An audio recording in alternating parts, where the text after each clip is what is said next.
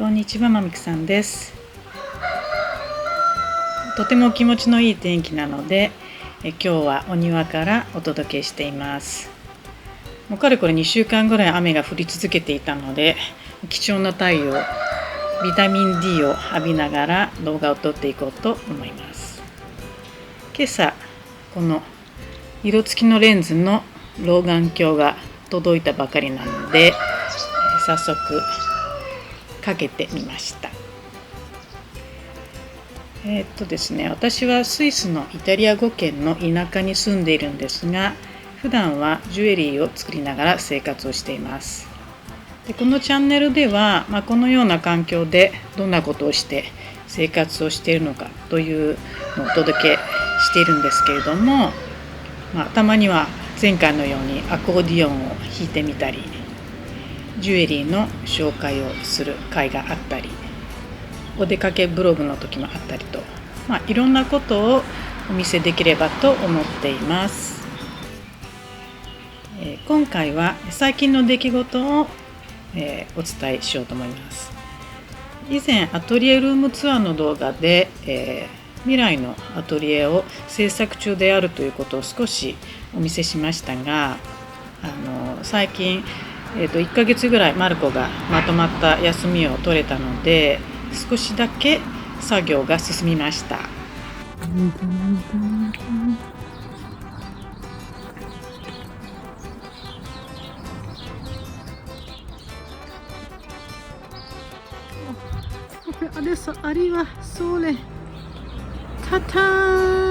ドアがやっとつきました。アーチ型なので作るのにだいぶ苦労したようでした。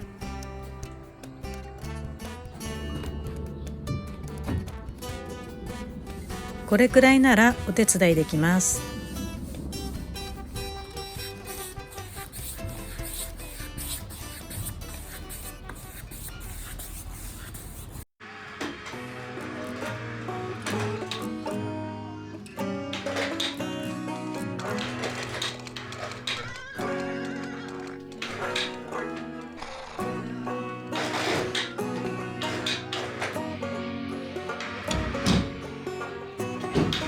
作業場になる上の階の床を作っているところです。ここでジュエリー制作する日が少し見えてきた。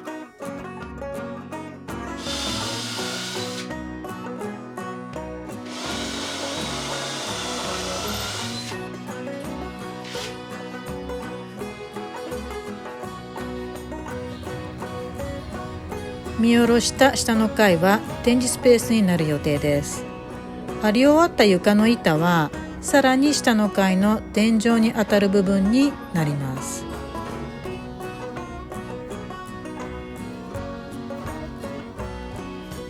ここです。上に見える窓はアトリエの展示スペースの階です。いずれは暖炉付きのゆっくりできるリビングになる予定ですが、今は大工仕事をするのに使っています。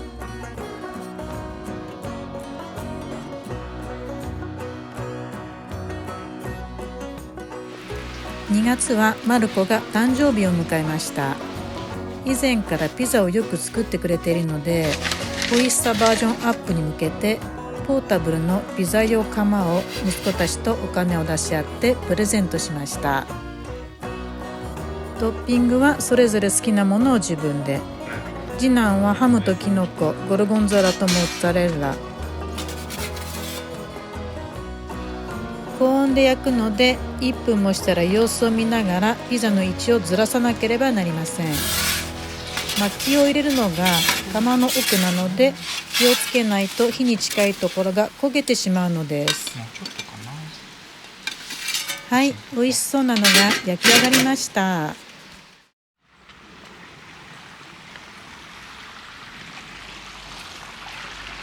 庭の横に、川が流れているんですけれども、普段は全く水がないのですが、たくさん雨が降ることによって川ができます。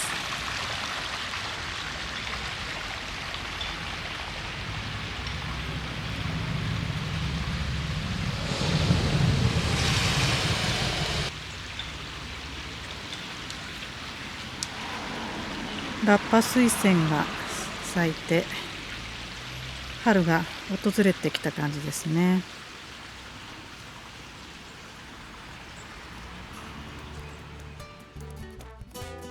パスポートの更新をしなければならない時期がやってきまして、先日ジュネーブまで行ってきました。ジュネーブまではここから電車で5、6時間かかるんですよ。私には2人の大学生の息子がいまして、そのうちの長男がジュネーブから電車で1時間ぐらいの町ロザンヌに住んでいまして、前日はそこに彼の家に泊めてもらいました。でロザンヌの町を案内してもらったり、彼が勉強している環境を見せてもらって、とても充実した新鮮な一日を過ごすことができました。これからパスポートの更新のためジュネーブに行ってきます。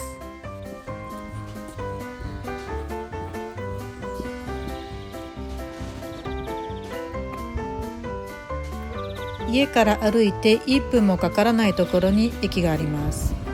便利だけど1時間に1本しかないので絶対逃せません。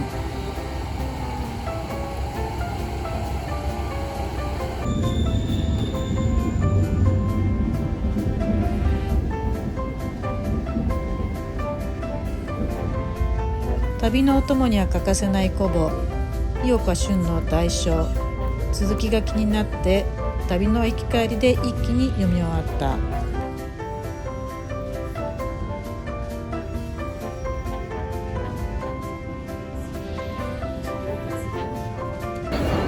ッツェルに着きました。家を出てからすでに3時間半が経ちました。これから乗り換えてロザンヌに向かいます。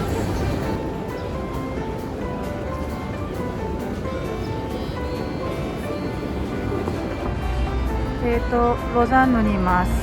今からロザンヌに住む息子が駆けつけてくれます。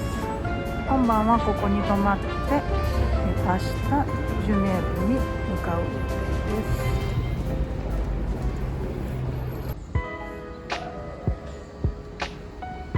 日本食料品店内富さん、絶対寄るでしょう。息子がぜひ連れて行きたかったんだと言っていたお茶屋さん。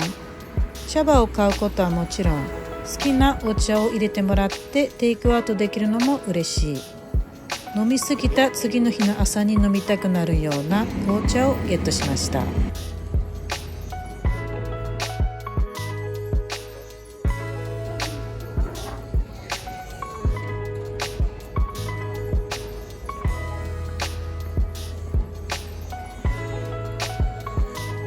ジュエリーショップをやるのにちょうど良さそうな小さなスペースの店が並ぶ。重厚感ある古い建物。こちらは息子の家から近い図書館で勉強しによく来るらしいです。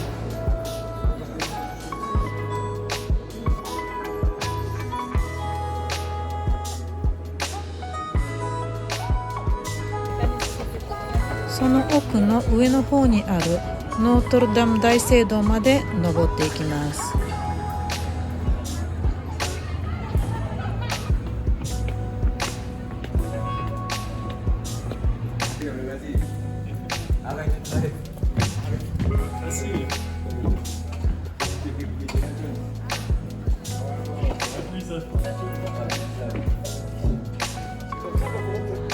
大聖堂の前からルマン湖側の町が一望できる。遠くの方に光って見えるのがルマン湖。ロレックスラーニングセンター、ロザンヌ工科大学のキャンパス内にある誰でも利用できる学習施設で、ここにはよく通っているよう。大きな長方形で中は緩やかな丘のようになっている。机に向かってしっかり勉強できるスペースもあれば、横になってリラックスしながら本を読んだりできるスペースもある。それぞれ勉強の仕方って違うものね。建物を上から見ると、なんと穴の開いたチーズが一切れ。この衝撃的な建築物の設計は日本のサーナーという建築家ユニットであった。こちらは息子の通うロザンヌ大学医学部。スイスらしい癒される眺めで休憩時間くらいは穏やかな気持ちになれるのかな。夕飯はアジアンフードコートに連れて行ってもらい、ラオスのフォーと生春巻きをいただきました。翌日パスポートを受け取り、ジュネーブに住む姪っ子と落ち合い、日本の居酒屋風の店でランチ。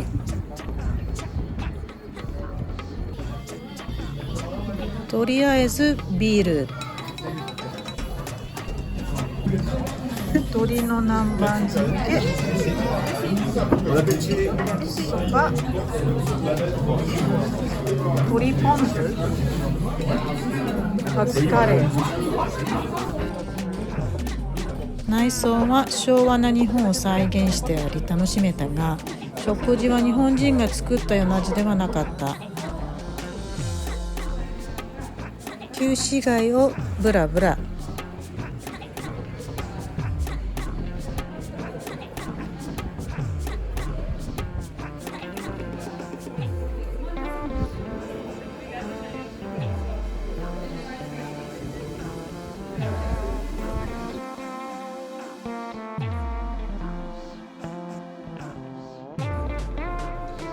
素敵すぎるランプをたくさん展示している超高級な雰囲気のショップ。上から葉っぱがひらひらと落ちてきているようなものがあったり、こちらはかっこよすぎません？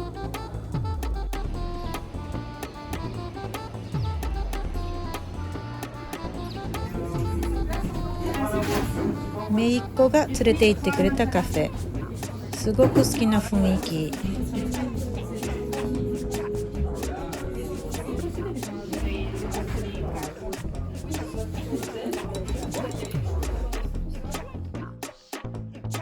未来のアトリエが出来上がった時にかける看板の参考のために集めているかわいいデザインのものたち。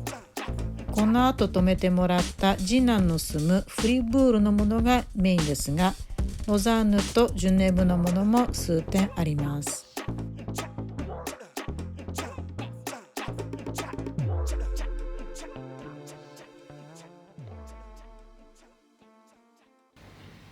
最後に本日のアウトフィットをご紹介して終わりたいと思います。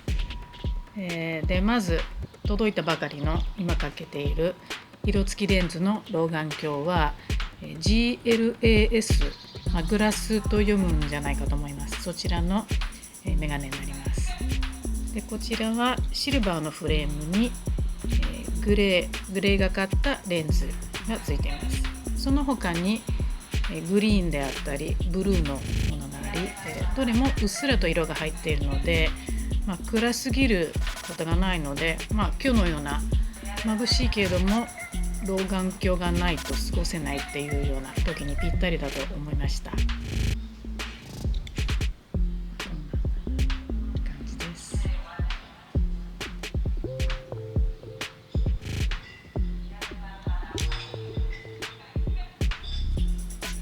デザインもスタイリッシュで気に入りました。ピアスは片耳だけ帯ピアスをつけています。で、カルロスピラミッドネックレスのホワイトジェードのタイプ。こちら気になる方、以前に、カルロスシリーズのアクセサリー紹介をしている動画がありますので、そちらを見てみてください。リンクを貼っておきます。でこちらがシルバーチョーカー、ハンマー仕上げのシルバーチョーカーとゴールドにタヒチパールを通したチョーカーを重ね付けしています。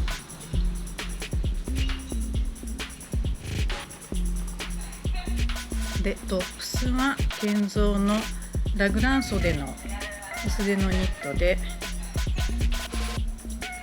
リブが長めに取ってあって、少しこの辺が袖がボリューム感あっていい感じです。で、胸元に虎のワッペンがついています。中には白 T を重ねています。ボトムスは MM6 メゾンマルジェラの内側に膝下までスリットが入っているスウェットパンツ。このスリットがあることで部屋着感がなくて気に入っています。身長158センチ、少し大きめの M サイズを腰履きにしてこの丈感です。床にギリギリつかない長さです。靴はナイキエアアジャストフォース。アンブッシュとのコラボで何年か前に出た時に再注目されたモデルなんじゃないでしょうか。その時は欲しかったけど買う勇気が出なかった。その後こちらがナイキから出ました。メタリックシルバーが目を引いて青みがかったクリアなソールもポイント高い。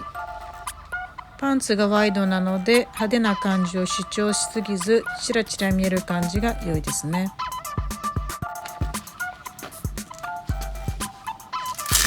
暖かくなったらサンダルを合わせても可愛い。